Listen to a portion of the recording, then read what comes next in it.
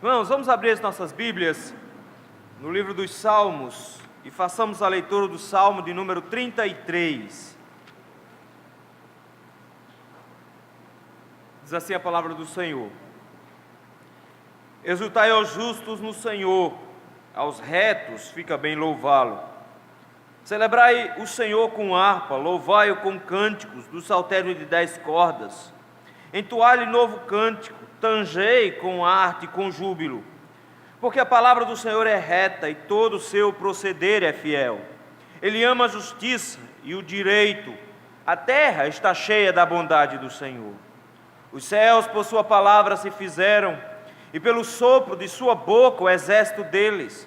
Ele ajunta em montão as águas do mar, e em reservatório encerra as grandes vagas. Temam ao Senhor toda a terra, temam-no todos os habitantes do mundo, pois Ele falou e tudo se fez, Ele ordenou e tudo passou a existir. O Senhor frustra os desígnios das nações e anula os intentos dos povos. O conselho do Senhor dura para sempre, os desígnios do seu coração por todas as gerações. Feliz a nação cujo Deus é o Senhor e o povo que Ele escolheu para a sua herança. O Senhor olha dos céus, vê todos os filhos dos homens. Do lugar de sua morada observa todos os moradores da terra. Ele que forma o coração de todos eles, que contempla todas as tuas obras. Não há rei que se salve com o poder dos seus exércitos, nem por sua muita força se livra o valente. O cavalo não garante vitória, a despeito da sua grande força, a ninguém pode livrar. Eis que os olhos do Senhor estão sobre os que o temem, sobre os que esperam na sua misericórdia, para livrar-lhes a alma da morte, e no tempo da fome preservar-lhe a vida. Nossa alma espera no Senhor, nosso auxílio e escudo. Nele o nosso coração se alegra, pois confiamos no seu santo nome. Seja sobre nós, Senhor, a tua misericórdia, como de ti esperamos. Senhor, meu Deus, meu Pai, muito obrigado, Senhor, pelo grande privilégio que o Senhor nos concede como igreja do Senhor, de nos reunirmos hoje à noite para estudarmos a tua palavra. Meu Pai, tem misericórdia de nós. Abençoa-nos, meu Deus, para que consigamos compreender quais as afeições que nossa alma deve possuir, e de como nosso coração deve se alegrar na tua presença, e como louvor da tua igreja deve ser colocado aos teus pés. Ajuda-nos, ó Senhor, hoje à noite, a compreendendo a tua palavra, sermos melhores adoradores, no nome santo de Jesus Cristo. Amém. A igreja do Senhor, meus irmãos, precisa compreender o seu coração quando adora ao Senhor. Nós precisamos saber como entender o nosso sentimento para com Deus, porque os louvores prestados ao Senhor não podem ser prestados de maneira mecânica, pelo contrário, a nossa alma inteira está colocada nos louvores, de forma que nossa razão, a nossa vontade e as nossas emoções se juntam para na presença do Senhor glorificá-lo. Mas como é difícil compreender as nossas afeições diante do Senhor, quando nós apresentamos ao Senhor o nosso louvor. Como é complicado quando nós confundimos e misturamos aquilo que nós amamos, aquilo que nós queremos, com aquilo que o Senhor realmente é e com aquilo que Ele realmente faz. Nós muitas vezes colocamos um coração pecaminoso na adoração, quando deveríamos, na verdade, colocar um coração piedoso na adoração. Após 54 anos de existência dessa igreja, o Senhor nos convida a novamente olhar para os nossos corações e perguntar se estamos realmente apresentando afeições piedosas na presença do Senhor, direcionando a Ele um louvor autêntico que leva realmente em consideração quem Deus é e o que Ele fez no passado e o que Ele faz conosco hoje e nos fará no futuro. O texto que nós acabamos de ler, meus irmãos, é um salmo de louvor dos mais exuberantes que nós temos na Escritura. Alguns atribuem esse salmo a Davi, mas nós não temos nenhuma referência. Notem que ele não tem título. E por conta disso nós não temos necessariamente quem escreveu, quando escreveu, por que escreveu, para que escreveu. Esse salmo ele é completamente solto, a tal ponto, meus irmãos, que esse é um dos salmos que poderíamos chamar de salmos nacionais. Do quinto livro, o livro dos salmos é dividido em 5 livros. Os salmos nacionais são salmos onde um mestre ou um dirigente conclama o povo à adoração. Nós estamos do versículo 1 ao versículo 3 fazendo isso, conclamando o povo a adorar, conclamando o povo a louvar ao Senhor, e a partir do versículo 3, apresentando o povo mesmo, os motivos pelos quais eles se reúnem para adorar. Eles vão dizer que adoram ao Senhor nessa resposta, porque o Senhor é grandioso, porque o Senhor é justo, porque o Senhor é bom, porque o Senhor é verdade, porque o Senhor tem poder, porque o Senhor é soberano. Ele apresentando essas qualidades de Deus, ele encerra com uma oração. A pergunta é, por que um salmo típico dessa estrutura de salmos nacionais se encontra aqui no primeiro livro ainda? Se os irmãos prestarem atenção, esse salmo não é um salmo dirigido a todas as nações, não é um salmo dirigido a todos os povos, mesmo que muitas vezes usemos o versículo 2 para aplicar isso. Por mais que a gente pegue o versículo 2 e pense que ele está falando de outras nações, o salmo de número 33 é uma resposta ao salmo 32. Se os irmãos olharem, o último versículo do Salmo 32 é: alegrai-vos no Senhor e regozijai-vos, ó justos, exultai, vós todos os que sois retos de coração. E olha como é que começa o 33: exultai, ó justos, no Senhor, aos retos fica bem louvá-lo. O Salmo 33, na verdade, é uma resposta do povo de Deus ao perdão concedido no Salmo 32. Ele está dizendo, nós somos o povo perdoado, nós somos o povo que foi restaurado, o povo que começou numa situação muito difícil e dramática, confessando o seu pecado ao Senhor, mas que encontrou no Senhor o livramento, de forma que agora esse mesmo povo que foi perdoado, instrui as outras nações, no sentido que elas devem também se render aos pés de Cristo para serem perdoados. Ele vai dizer então agora o que é que esse povo perdoado faz? Esse povo perdoado como justo que se tornou, justo não por causa dos seus méritos, mas porque o Senhor o perdoou e atribuiu a eles a sua justiça.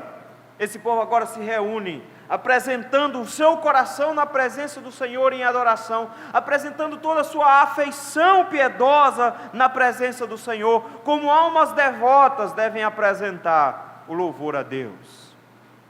É isso que eu gostaria de ver com os irmãos hoje à noite, afeições piedosas de uma alma devota.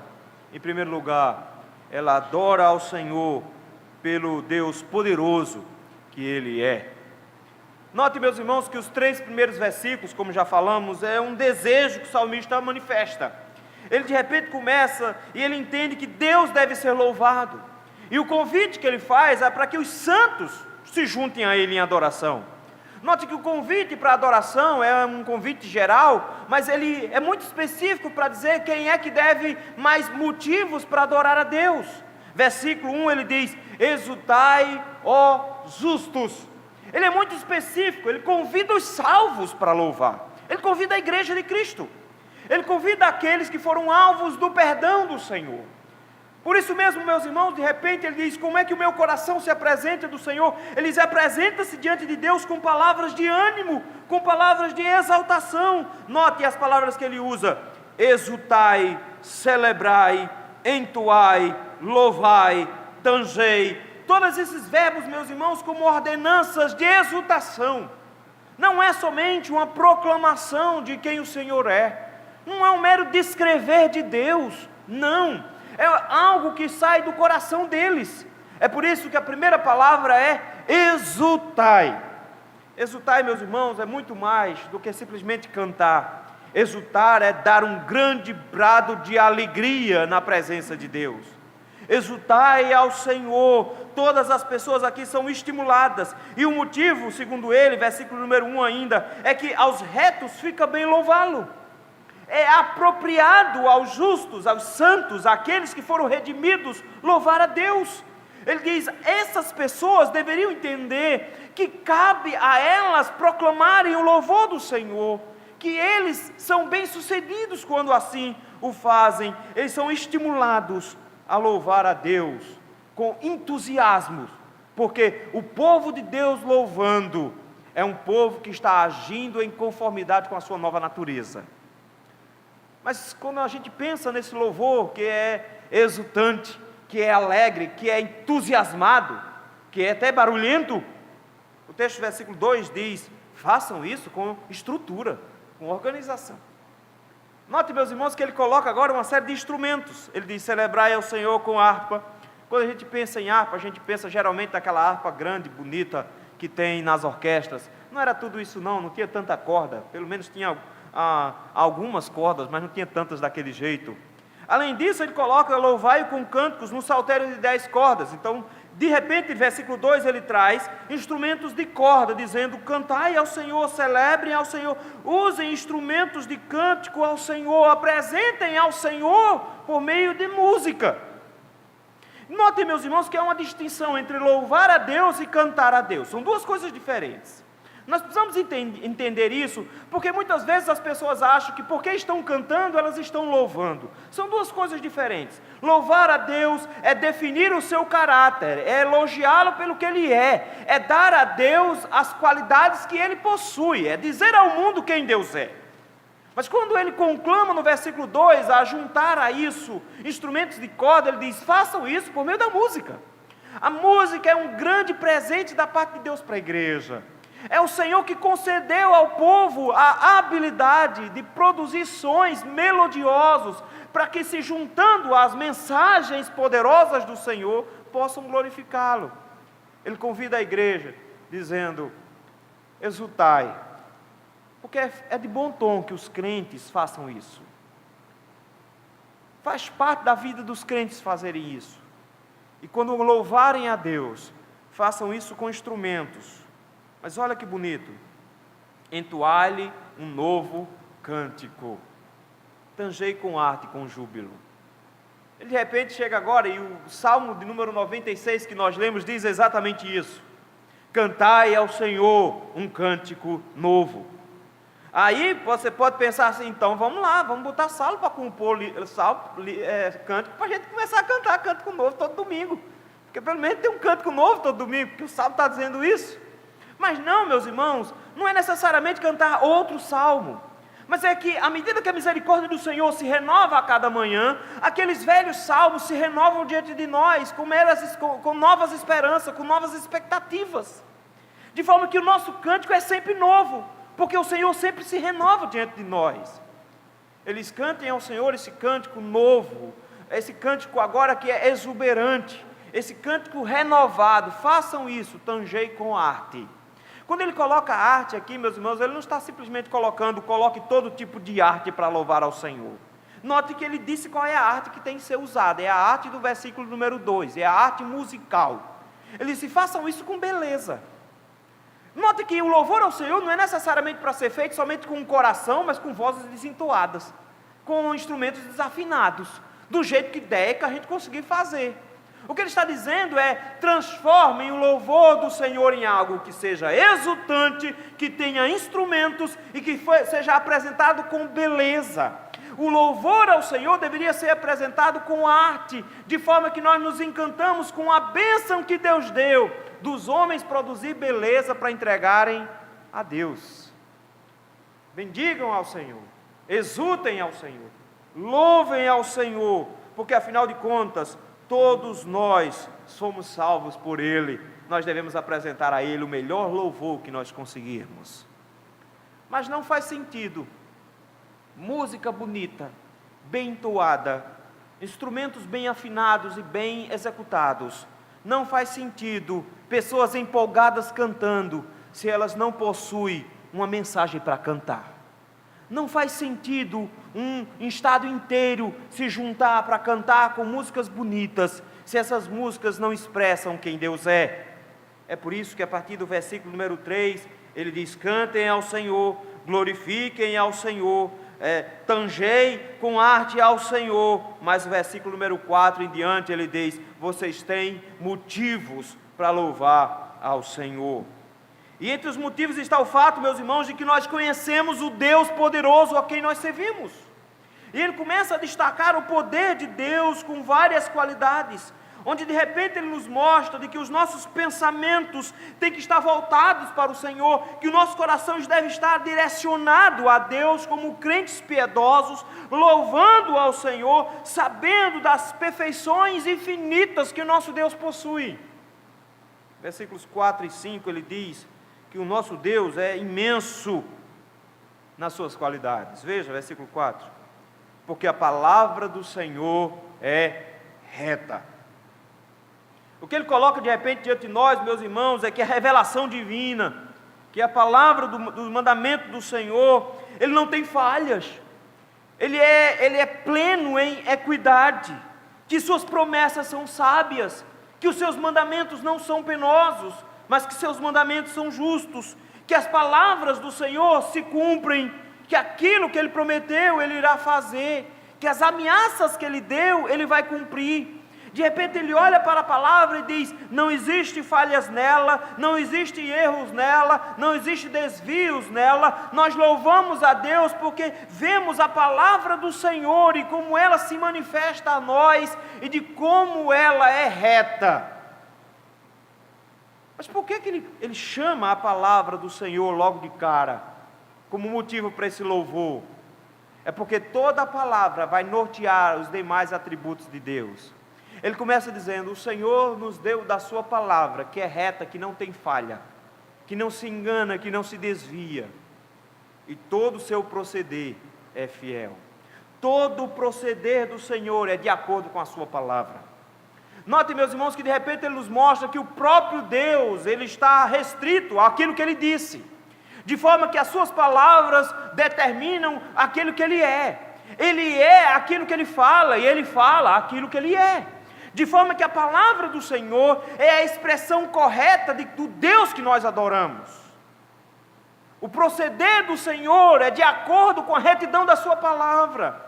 De forma que todo o proceder dele é fiel, tudo o que ele faz é correto, da mesma maneira que tudo que na sua palavra está registrado é igualmente correto. Como é que o proceder dele é fiel? Versículo 5: ele ama a justiça e o direito. Ele é inflexível no que diz respeito à justiça. Olha que bonito, ele diz: louvem ao Senhor, louvem com entusiasmo ao Senhor, louvem com instrumentos ao Senhor, usem da arte musical para louvar ao Senhor, louve por causa da palavra do Senhor, porque o seu proceder é fiel conforme a palavra que ele deu, porque o Senhor é justo e a sua justiça permanece. Ele ama ser justo. E eu acho isso aqui fantástico, porque ser justo para Deus não é um peso que ele carrega.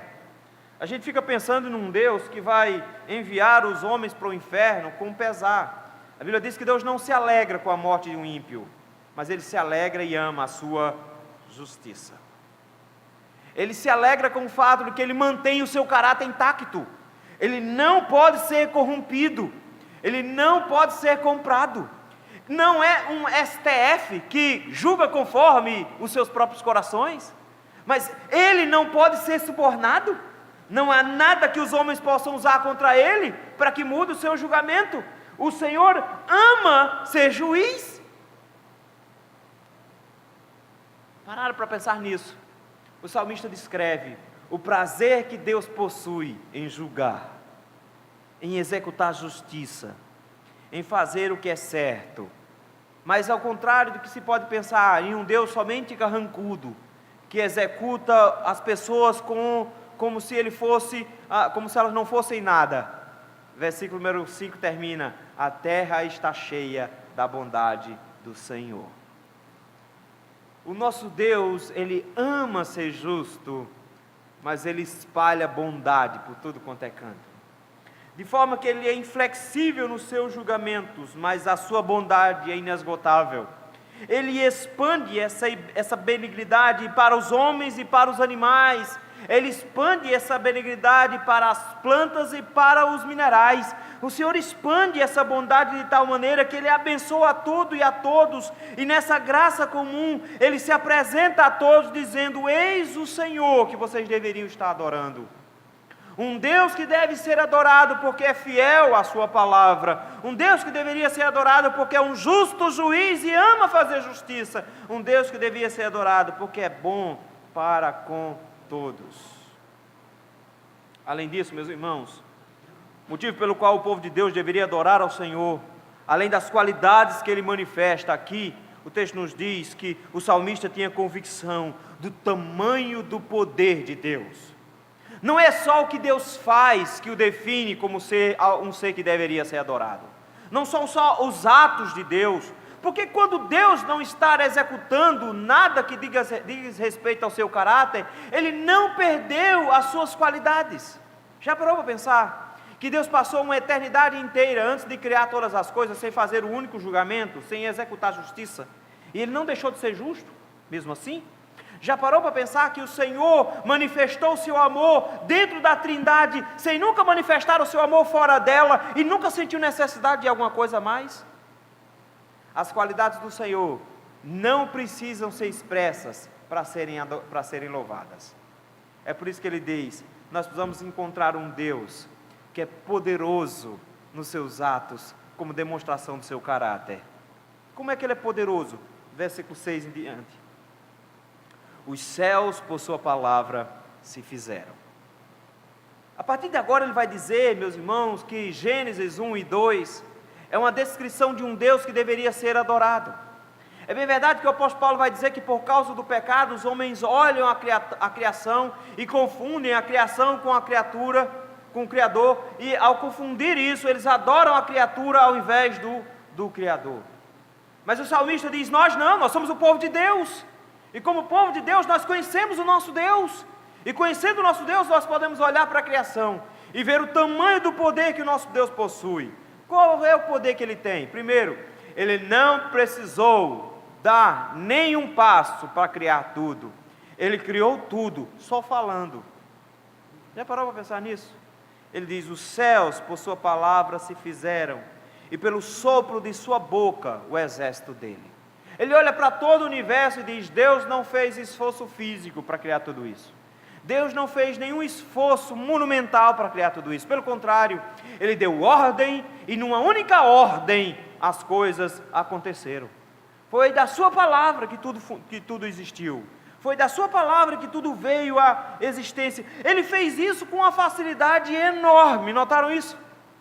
Ele está dizendo: louvem ao Senhor, porque o Senhor fez tudo que existe com muita facilidade. Isso mostra o tamanho do poder dele. Pelo espírito da sua boca, pelo sopro da sua boca, Ele produziu todo o universo. Só dizendo: haja. Mas não só isso. O mar, com toda a sua força e com todo o seu poder, dominava o nosso planeta.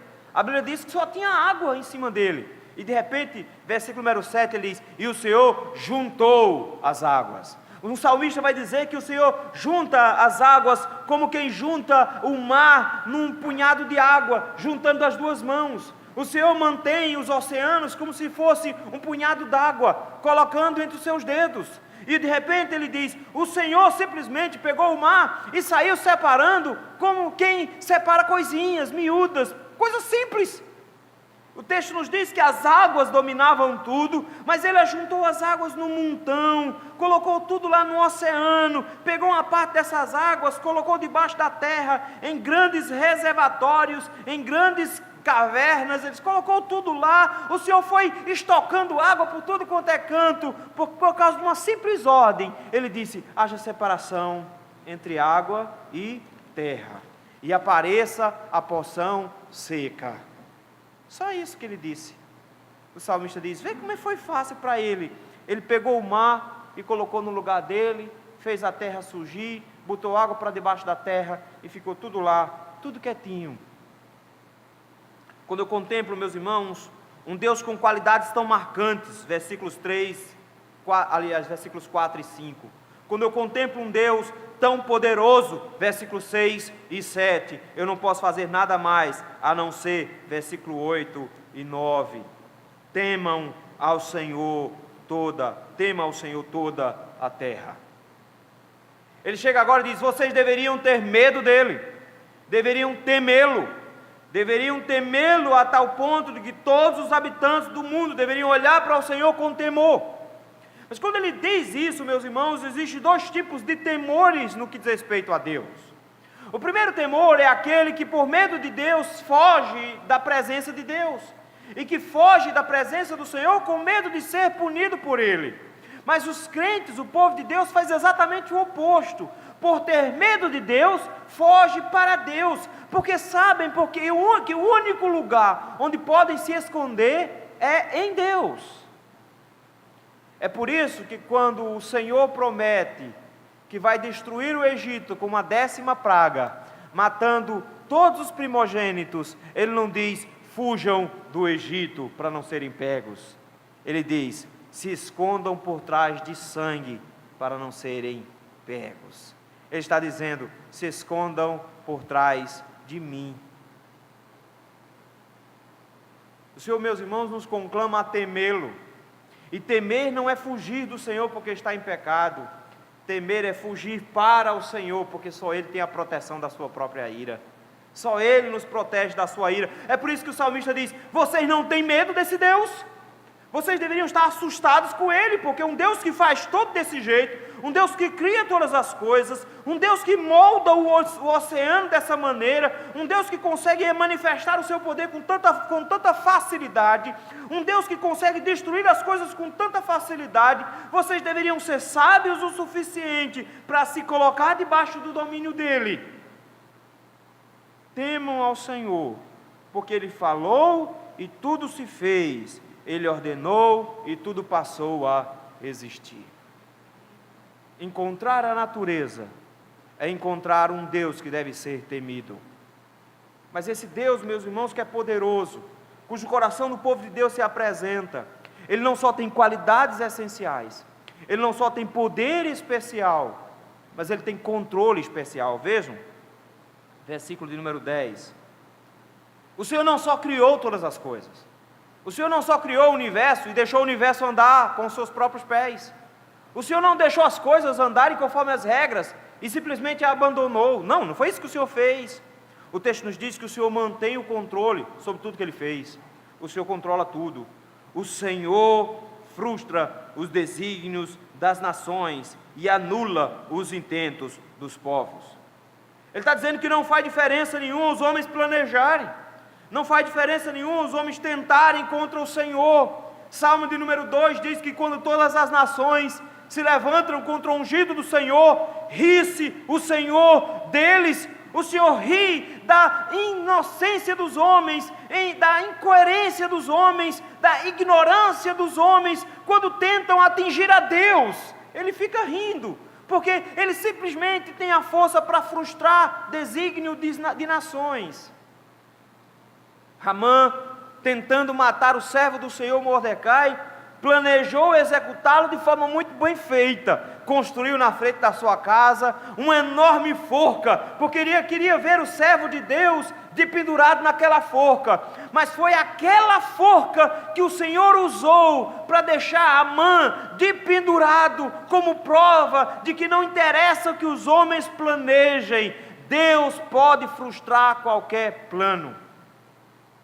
O coração do homem faz planos, mas a resposta certa dos lábios vem do Senhor. Nós adoramos a Deus, meus irmãos, a um Deus que quando intervém, não pede autorização, nem pede solicitações, que não pede opinião de como você quer que Ele dirija a sua vida. O Deus que nós adoramos, Ele anula os intentos dos povos. Sabe por quê? Versículo 10, porque o que o Senhor quer, o conselho do Senhor dura para sempre, e os desígnios do coração do Senhor duram por todas as gerações. Ele diz, o que o Senhor planeja, o que o Senhor deseja, Ele executa em todos os cantos, não importa o que os homens acham que estejam fazendo. Às vezes os homens acham que estão ganhando. Já parou para pensar como o Senhor levantou nações pagãs para punir o povo de Israel, levantou a Síria, levantou a Assíria, levantou a Babilônia. Já parou para pensar de como o Senhor levantou um povo cruel chamado romanos, que engoliu o Império Grego e se expandiu pelo mundo todo? E você pode pensar que daquele momento Israel ali sob o jugo de Roma esteja sendo massacrado. Na verdade o Senhor estava usando Roma para construir ruas, para construir estradas. O Senhor estava usando Roma para expandir a língua grega por todo o mundo. O Senhor estava usando Roma nos mínimos detalhes para que na plenitude do tempo Jesus Cristo nascesse. Os irmãos acham realmente de que o mundo está sem controle? Os irmãos acham realmente que o ISIS, o Estado Islâmico, está sem controle? Vocês acham que os comunistas estão sem controle, que eles estão dominando, que eles vão engolir todo mundo? Vocês acham realmente isso? O nosso Deus tem planos eternos. O nosso Deus tem desígnios antigos. O projeto foi traçado antes de construir o mundo, não vai mudar. O nosso Deus mantém o controle sobre tudo. O nosso Deus é poderoso, meus irmãos, e por isso as afeições dos crentes piedosos estão com sua alma totalmente apresentadas em adorar ao Senhor, que tem poder para criar, tem poder para manter e tem poder para controlar todas as coisas. O nosso Deus não está perdido. O Senhor não perde batalhas.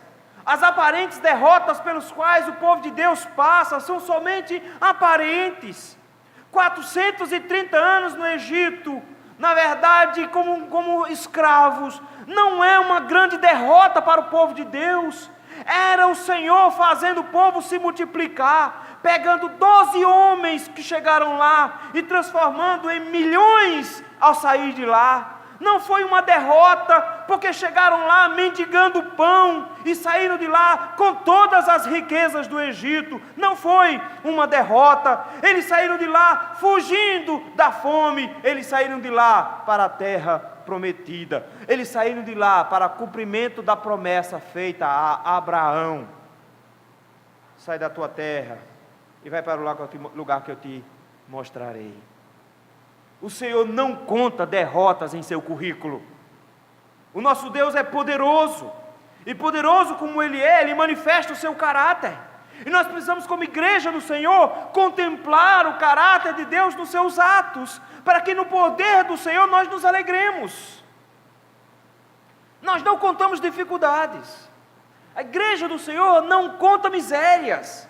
Nós não contamos quantos irmãos ficaram para trás na nossa caminhada. Nós não contamos quantos irmãos já morreram aqui na nossa igreja. Nós não contamos de quantas lutas nós já passamos, de quanto essa igreja esteve a perigo de fechar. Nós não contamos de quantas dificuldades financeiras nós já passamos, de como essa igreja já sofreu por meio de ministros infiéis. Nós não contamos desgraças, nós contamos um Deus que tem controle sobre tudo, um Deus poderoso. É isso que nós contamos.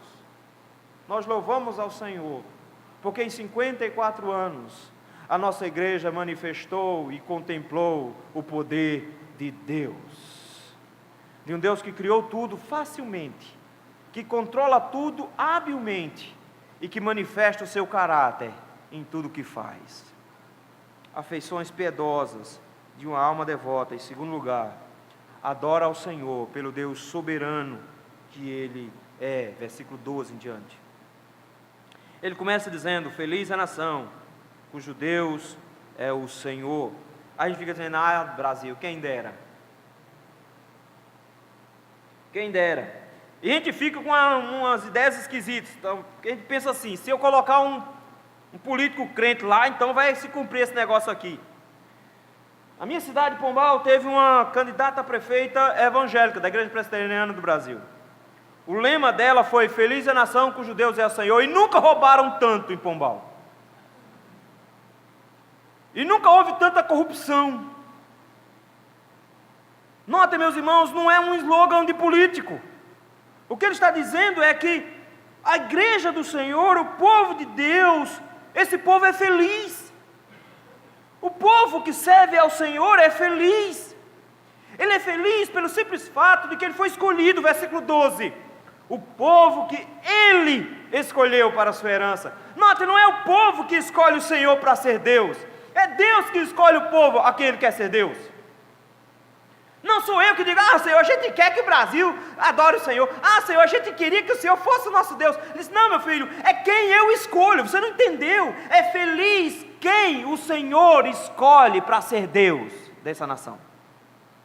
Nós somos o povo de Deus, nós somos a nação santa, povo de propriedade exclusiva do Senhor, sacerdócio real. Nós somos o povo de Deus. Ele está dizendo: o povo de Deus é feliz, porque o Senhor é o Deus desse povo, e Deus escolheu esse povo para ser a sua herança. Esse povo é que o Senhor controla.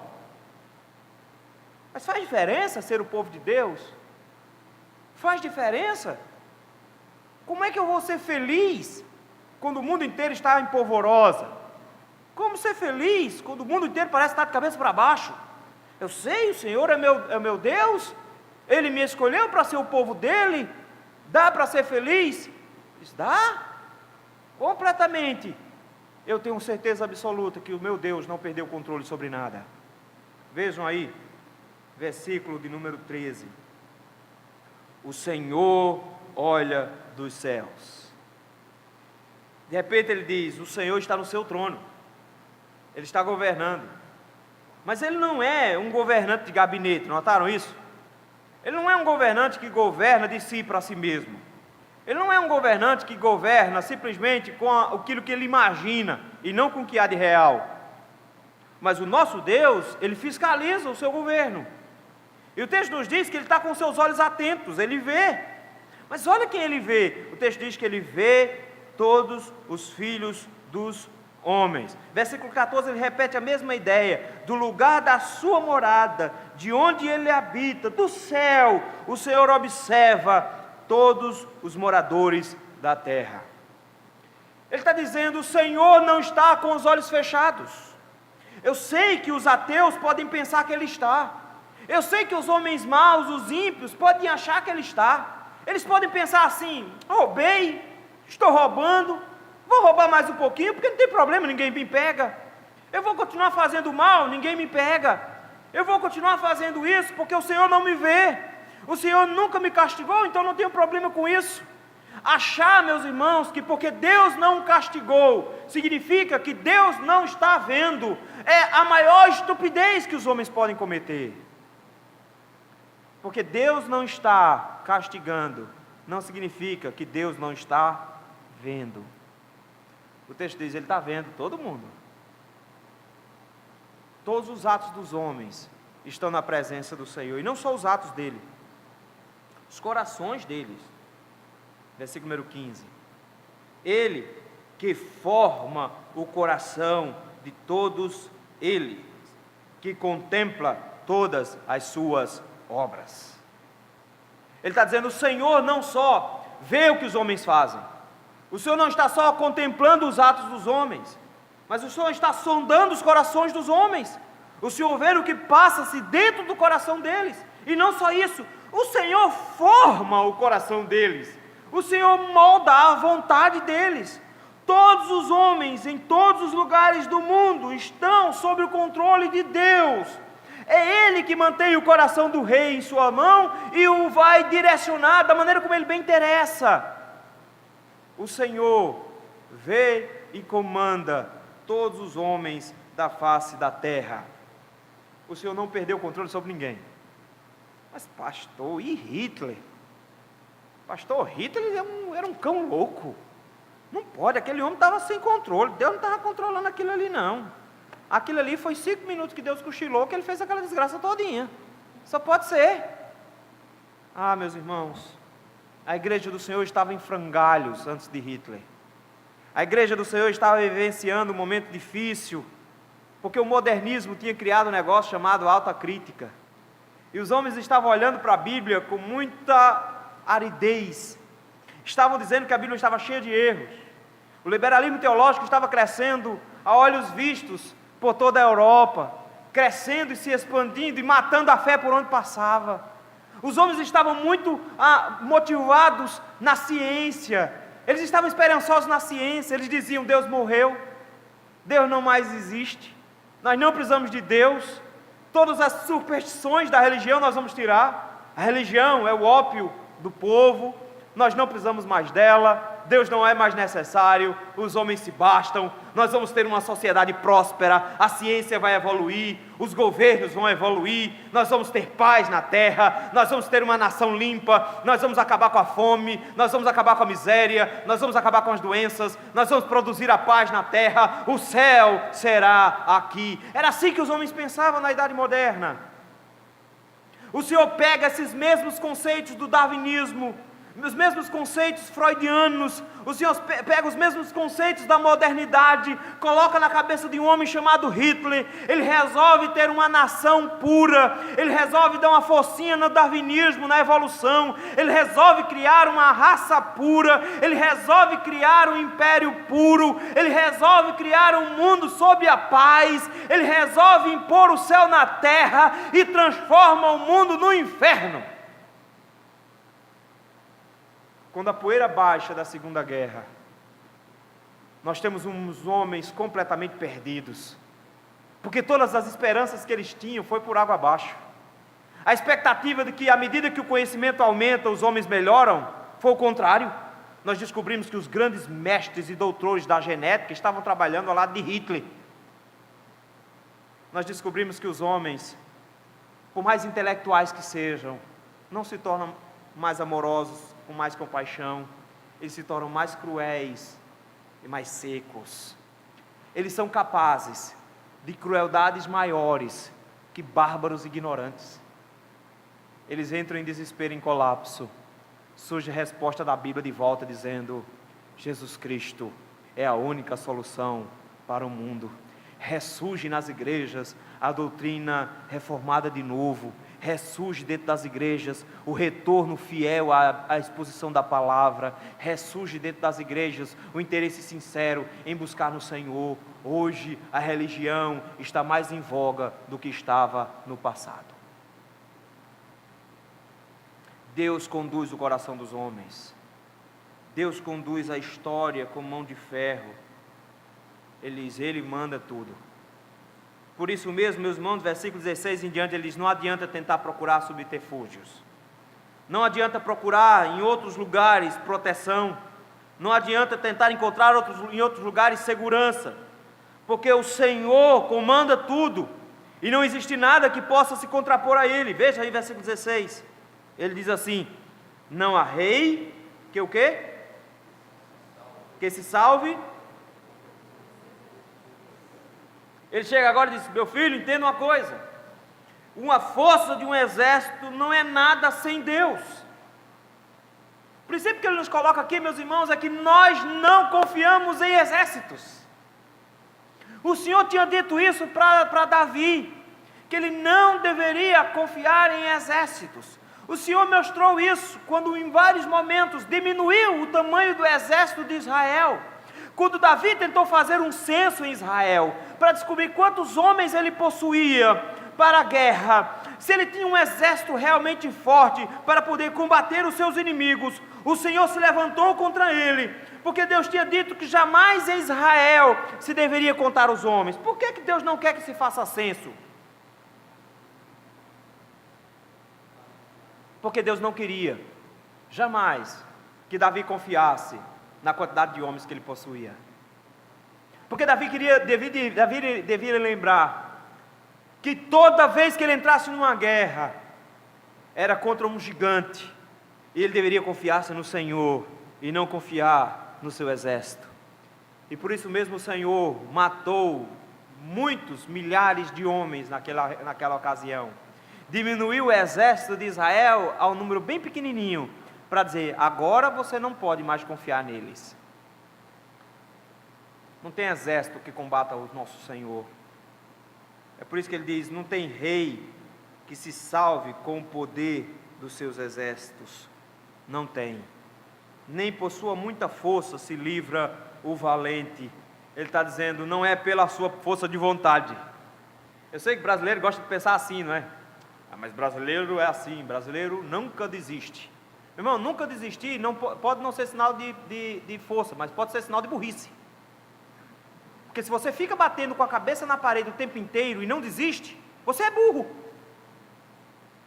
O que ele está dizendo é: não interessa, meu filho, entenda de uma vez por todas, força de vontade do valente não vence batalha.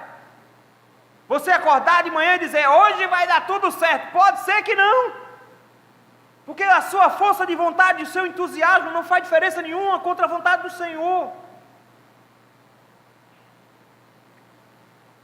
Pensamento positivo, meus irmãos, só acontece no show da Xuxa. Na igreja de Cristo, só o pensamento do Senhor é que pode dominar as coisas. O Senhor de repente chega agora e diz: não tem valente que se livre por força que possua. E ele agora vai arrastar o que os homens tinham de maior poder bélico na época, cavalo, versículo 17. É por isso que o Senhor proibiu a Israel de ter muito cavalo. Os reis não podiam ter muito cavalo. Salomão errou, fez vários estábulos, foi contra a vontade do Senhor. O Senhor tinha dito que os reis de Israel não deveriam ter muitos cavalos. Porque cavalo naquela época, meus irmãos, era o equivalente a um tanque de guerra, a um míssil teleguiado. Quanto mais cavalo tinha o exército, mais forte era o exército.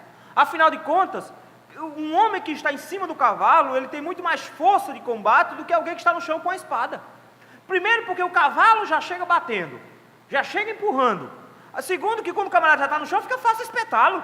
Então era muito simples ganhar uma batalha com um exército. Nenhum exército avançava para cima de cavalos, não dava. E ele chega agora e diz: o cavalo não garante vitória. O tamanho do poder bélico não garante vitória. Mesmo o cavalo tendo muita força, ninguém pode livrar. Ele não livra ninguém. O motivo disso era o seguinte: você podia ter um cavalo forte, bonito, mas como é que um cavalo reage numa batalha? Ninguém sabe. Você subia num cavalo e você podia ter um cavalo mais bravo e campeão daquele exército, que não tinha medo da batalha. Alguns cavalos eram treinados e muito bem treinados nisso, que só em ouvir o barulho das cornetas eles já avançavam. Cavalo de polícia é assim, já viram? Que quando ele escuta o grito, ele vai para cima, ele não tem medo de gente, ele avança. E os cavalos eram treinados para isso. Mas só que de repente o cavalo pode se assustar. E quando o cavalo se assusta, ele geralmente empina. E quando ele empina, o que acontece com o cavaleiro? Cai. E se o camarada cai de cima do cavalo, adivinha o que é que tem um monte ao redor? De gente para matar. Se o cavalo desembesta, como diz lá no interior. Se o cavalo se assusta no meio da batalha e perde o controle e cai num penhasco. Se o cavalo se atira em cima de um monte de árvore. Eles, o que acontece? Eles, o cavalo tem muita força, mas não tem controle. Não adianta você confiar na força. Não existe força que você possa usar contra o Senhor. Confie não. Mas olha, em que é que eu confio? O Senhor está olhando os homens. Versículo 13 e 14. O Senhor está contemplando todos os homens. E dizendo para os homens aqui do versículo 15 até o versículo 17. Não confie nas coisas que você possui, não. Não confie no tanto que você roubou da Petrobras, não. Desconfia não, meu filho. Não confie, porque não tem nada no mundo que possa proteger os homens de Deus, a não ser o próprio Deus, que não tira os olhos dele, versículo 18. Porque enquanto Deus olha os homens para dizer, que bobinhos que são, acham que constroem uma torre que alcança o céu e nunca mais vão morrer afogados num dilúvio, porque eles não querem confiar num arco que eu coloquei no céu para dizer que eu não vou inundar mais. Eles não confiam em mim, eles constroem uma torre. Tadinhos, eles não entenderam. Só tem um jeito de se livrar da morte, é saber que os olhos do Senhor estão sobre os que o temem. Os homens estão debaixo dos olhos de Deus, mas os crentes estão debaixo da proteção de Deus. Que os olhos do Senhor estão sobre nós como os olhos de um pai acompanhando um filho no parquinho, que o menino jura que está livre para um lado e para o outro, corre feito cachorro amarrado, e sobe numa coisa, sobe noutra, e vai para um lugar e vai para o outro, e o pai aqui sentado de longe, e ele jurando que está completamente livre, mas na verdade o pai está com os olhos fixos, avaliando cada passo. E quando ele resolve subir num lugar mais alto, o pai se levanta como quem não quer nada e fica do lado. E o menino jura que ele está somente contemplando o parque, até a hora que ele escorrega lá de cima e pega o menino no meio do caminho. O Senhor mantém os seus olhos sobre os servos do Senhor que o temem. Sobre quem? Sobre os que esperam na sua misericórdia. Quem espera pela graça do Senhor, meus irmãos, obtém do Senhor a misericórdia e sabe que o Senhor está olhando para eles. Os olhos do Senhor estão sobre os servos de Deus. E notem, meus irmãos, versículo 19, que promessa magnífica. O Senhor nos contempla para livrar a nossa alma da morte. Ele nos contempla, meus irmãos, não necessariamente para nos dar aquilo que nós queremos. Ele nos contempla não necessariamente para nos dar vida boa, porque uns bons pais não são os que dão boa vida aos filhos, porque muitas vezes os que querem dar boa vida aos filhos os estragam, tornando-os mimados, tornando a vida deles depois o inferno. Bom pai não é aquilo que dá tudo que o filho deseja. Bom pai é aquilo que não tira os olhos do filho para a proteção dele. É aquele que diz: volta de 10 para casa, no máximo. Mas pai, a festa começa de 10, então não vai. Ah pai, mas todos os meus amigos, o senhor está acabando com minha vida social. Meu filho, é melhor não ter vida social e ter vida. Essa é a regra dos pais. Eles dizem: não interessa, você não vai. Quem vai contigo? Fulano, fulano, fulano, não conheço. Quem é? Me mostra aqui o Facebook deles. Tem um cara lá com pintado os olhos, com as unhas pretas. Vai não com ele não. Isso aqui é chave de cadeia, meu filho. Quero saber que para tu não. Mas eu vou ficar sem amigos na escola. Não interessa, meu filho. Quem anda com porco come farelo. Eu não quero você se melando com essas coisas não. Os olhos do Senhor estão sobre nós para livrar a nossa alma da morte. Como um pai, ele tem interesse em nos livrar da morte. Note só, ele diz assim: no tempo de fome, o que é que ele faz?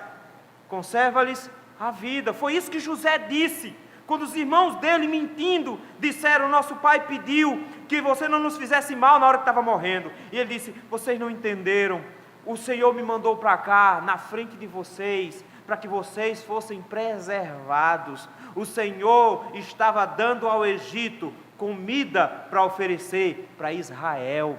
Era o Senhor que estava guardando e preservando o seu povo. Eles não entenderam isso, e nós precisamos entender, meus irmãos, que Ele não está dizendo: você não morrerá enquanto o Senhor não cumprir em você todos os sonhos que Ele sonhou para você. Não é isso que Ele está dizendo. Ele está dizendo: você terá a sua alma livre, você não morrerá eternamente, porque todos os que confiam no Senhor, que esperam na misericórdia do Senhor, todos os que creem em Jesus Cristo, eles estão debaixo dos olhos do Senhor, e a sua alma não passará pela morte, mas passará da morte para a vida.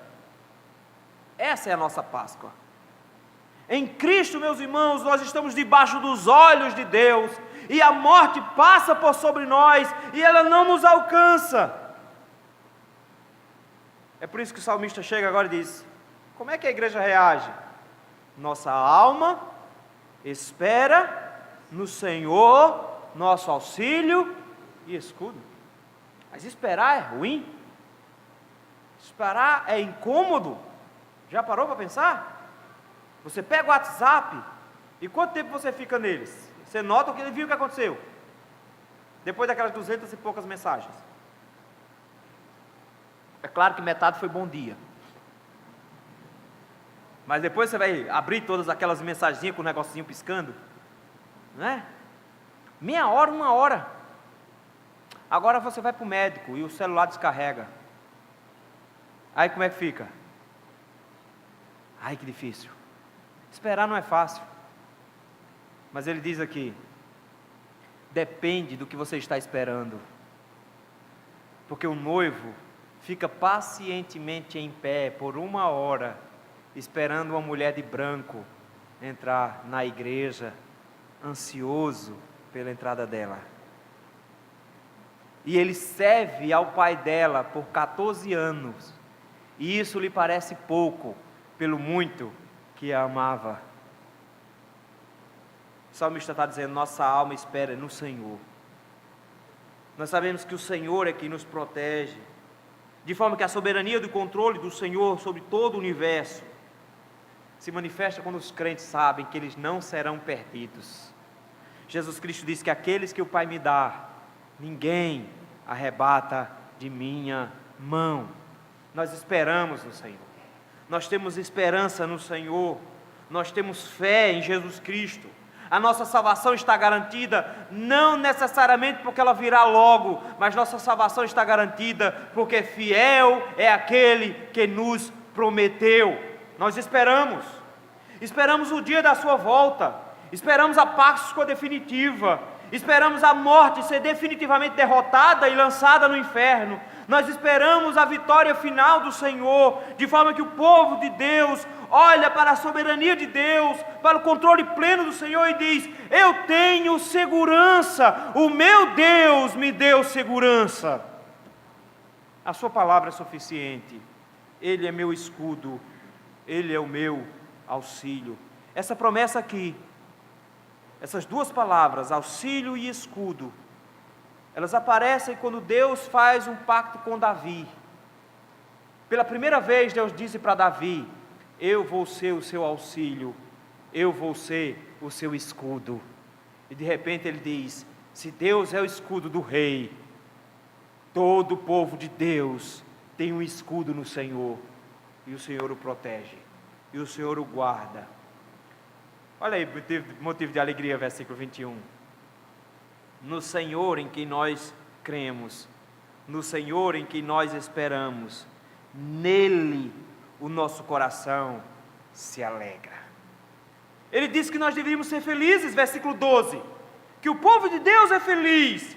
Ele disse que o povo que o Senhor escolheu por herança é feliz. E a gente fica perguntando: por que o Senhor é feliz? Ele disse: porque o Senhor controla todas as coisas, porque o Senhor governa todas as coisas, o Senhor está com os olhos fixos sobre os homens, mas em específico, o Senhor tem os seus olhos sobre os seus ungidos, o Senhor controla de forma que todos os ungidos são salvos. Você tem motivo para ser feliz. Nós somos felizes porque nós fomos salvos.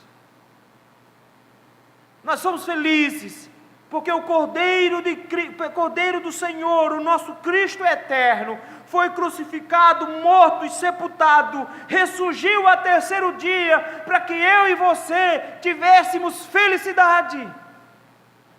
Felicidade, meus irmãos, não é algo que se encontra aqui. Felicidade é algo que se encontra lá.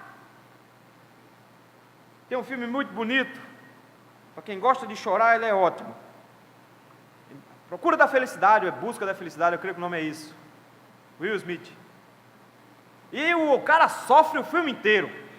É abandonado pela mulher, tem um negócio fracassado, tem que cuidar de uma criança pequena, perde a família, perde dinheiro, perde a casa, precisa ficar escondido com o filho dentro do metrô para conseguir dormir uma noite protegido. Mas no final do filme tem uma coisa interessante: ele consegue ser aprovado, e ele consegue ser contratado por uma grande empresa, e ele chega e diz: e esse momento, esse pequeno momento, esse ínfimo momento, isso é felicidade. Só que quando ele coloca aqui, ele está dizendo: é só nessa hora, é só agora que é felicidade, o resto é muito sofrimento. Os homens ficam procurando migalhas de felicidade nas coisas do mundo, ficam procurando migalhas de esperança e de vitória. O Senhor diz que os crentes têm vitória eterna. O Senhor nos diz que nós confiamos no Senhor, o nosso coração está confiado que o nosso Deus livra a nossa alma da morte. Nós estamos confiados que o nosso Deus olha para nós. Nós estamos confiados que nós, temendo ao Senhor, nós seremos alvos da sua misericórdia. Nós nos alegramos no nome do Senhor, nós nos alegramos em Cristo. Ele é a nossa alegria. A nossa alegria, meus irmãos, não está fincada aqui na terra. A nossa alegria está fincada na cruz do Calvário. Nossa alegria está aguardando por nós nos céus. Nossa alegria está no Senhor. procurar felicidade aqui. Pare de procurar felicidade em casamento, em namoro. Pare de procurar felicidade em filho. Pare de procurar felicidade em dinheiro, em boa condição financeira. Pare de procurar felicidade em concursos, em vestibular. Pare de procurar felicidade em carro novo, em casa nova.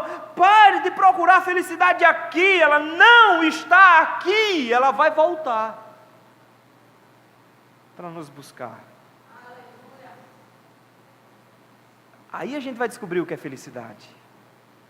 O Senhor é a nossa alegria. Nele o nosso coração se alegra. Em sua soberania o Senhor nos salvou.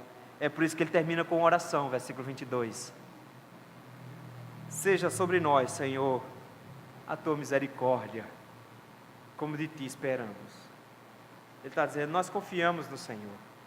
O que é que eu posso pedir para o Senhor?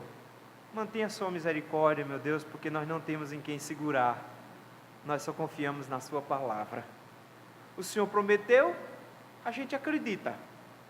E porque a gente acredita, a gente soltou tudo que tinha aqui na terra. A gente não se agarra a nada para se segurar. Nós confiamos somente na sua misericórdia. É como que dizendo, num choro de uma criança, não solte minha mão para eu não cair. Segure-me, para que eu continue confiando no Senhor. Ele diz, para que eu continue sabendo de que o Senhor cuida de mim como um Deus soberano que é. Nossas afeições, meus irmãos, precisam estar completamente dedicadas ao Senhor. Nossos corações devem estar completamente apresentados na presença do Senhor.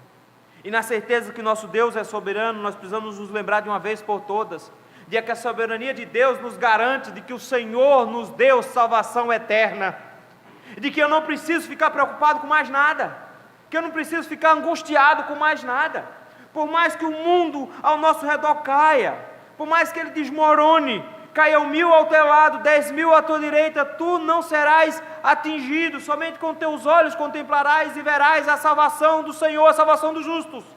O Senhor nos convida a nos alegrar em Cristo, nos alegrar na sua obra, nos alegrar no seu sangue, nos alegrar na sua ressurreição, nos alegrar na esperança da sua volta.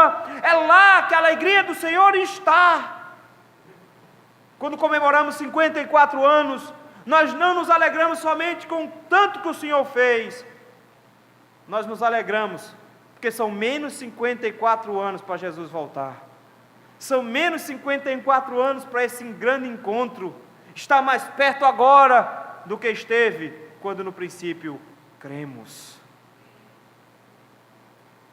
O Senhor nos convida ao louvor, meus irmãos, a apresentarmos a nossa afeição piedosa com uma alma devota ao Senhor, na certeza que o nosso Deus, meus irmãos, é poderoso, e como poderoso que é, Ele controlou todas as coisas facilmente, Ele construiu todas as coisas facilmente, Ele comanda todas as coisas facilmente. Nós não temos o que temer. Como almas afeiçoadas ao Senhor e piedosas, apresentam-se ao Senhor em louvor na certeza de que o Senhor é soberano e comanda e governa todas as coisas, e por isso minha salvação está garantida no Senhor. Ele é que me garante a felicidade. Por mais que a gente precise passar mais 54 anos de igreja presbiteriana do Largo da Paz, por mais que eu tenha por aqui ainda, eu acho que eu ainda tenho uns 20, que eu acho que mais de 60 vai ser difícil eu passar. Mas vai que o Senhor quer, né? Mas vocês vão continuar, tem um bocado de gente que vai chegar para os 54 a mais.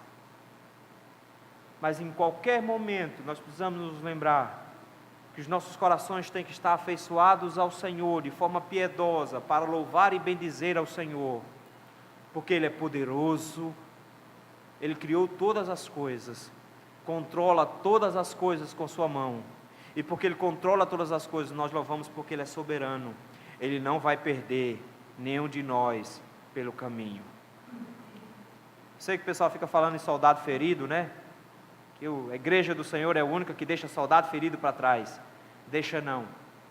O Senhor não deixa nenhum dos seus para trás. Nós somos felizes. Que Deus nos abençoe.